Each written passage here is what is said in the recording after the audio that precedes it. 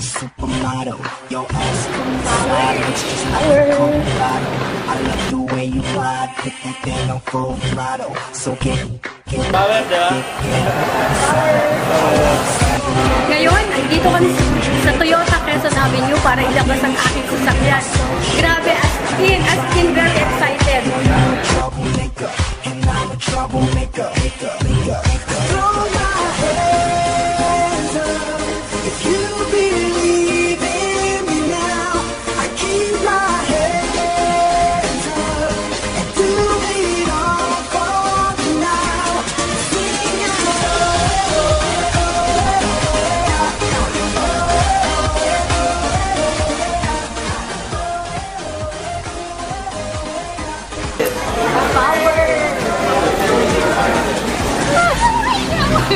Power thinking global!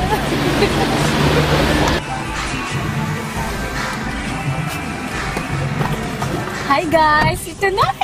As in, masasakyan ko na. Ang dream car ko, nakuha ko na dahil sa AIM Global. Wow! Power talaga. AIM Global, salamat! Ako si Maricel Bawi from San Mariano, Isabela. Grabe, as in, ginawa ko lang to ng 8 months as part-time, ha. Grabe, as in, ang nangyari sa buhay ko. Sobra, as in, nakaka-excite. Hindi ko in-imagine mapapa sa akin na ito talaga. As in, talagang dream car ko lang to noon, pinangarap. Pero ito na, hawak-hawak ko ng manibela. Alam nyo guys, dati akong OFW, grabe, ang hirap sa ibang bansa. Ang hirap malayo, nasa iyo ang pagtitiis, nasa iyo yung pagsisikap talaga para makuha mo lahat ng gugustuhin mo. Kaya kayo, china-challenge ko kayo.